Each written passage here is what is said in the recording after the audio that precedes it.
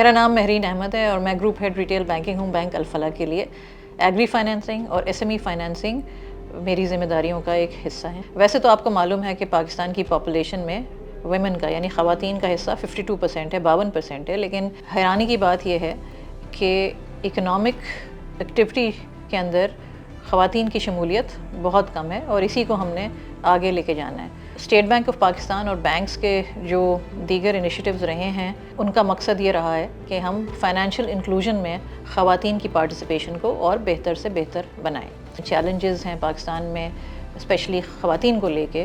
تو جب ایک خاتون اس بات کا فیصلہ کرتی ہے کہ اس نے جا کے ایک بینک کا لون لینا ہے اپنے بزنس کے لیے، تو وہ ایک ایسی چیز ہے جس کو اتنا فیوربلی نہیں دیکھا جاتا. بینک الفلاح نے اس بات کا تہیہ کیا کہ ہم بلوچستان کے اندر جو فائنینسنگ ٹو ویمن ہے اس کو ہم پروموٹ کریں گے.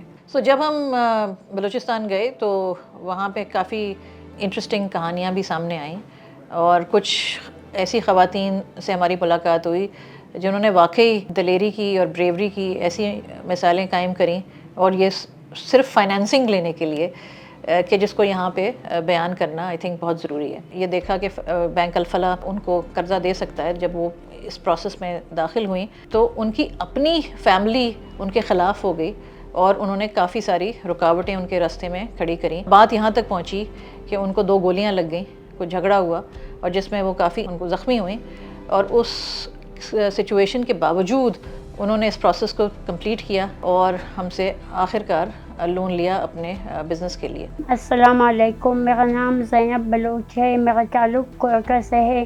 گھر میں کمانے والا کوئی نہیں تھا تو میں نے سوچا اگر میں کوئی کاروبار کی طرف آ جاؤں. پھر اس کے بعد میرا کلیکشن بینک الفلاح کے ساتھ ہوا تو روزوں میں مجھے بینک الفلاح سے فون آئے کہ میرا مدد کیا، ڈاکومنٹ وغیرہ میں مجھے کوئی پرابلم نہیں ہے. میرا اکاؤنٹ اوپن ہو گیا، میرا اکاؤنٹ میں پیسے بھی آ گئے. تو ان کے بعد میں نے بیر بکریوں کا کام شروع کیا. اسٹارٹنگ میں میرے پاس 2 3 4 پھر اس سے 15 ہو گیا، 20. ابھی الحمدللہ میرے پاس 60 70 80 90 تک ہے، لگ بھگ چوتھے بڑے. میں نے ماسک لگا ہوا ہے اس لیے کیونکہ میرا منہ میں گن شاٹ گولی لگی. میرا جبڑا پورا ٹوٹا ہوا ہے، میرا دانت پورا ٹوٹا ہوا ہے. میرا زبان کا آدھا حصہ نہیں ہے، جو زبان کا آدھا حصہ ہلتے وہ حصہ میرے پاس نہیں. اور ایسے ہی بزنس سے میرا قسطیں بھی نکل رہی ہے اور بچت بھی ہو رہی ہے. اس میں ہمیں اسٹیٹ بینک سے بھی کافی فیسیلیٹیشن ہوئی. دیگر پارٹنرز تھے ہمارے آن دا گراؤنڈ جنہوں نے ہمیں ہیلپ کری. اور ایک اور ایگزامپل ہے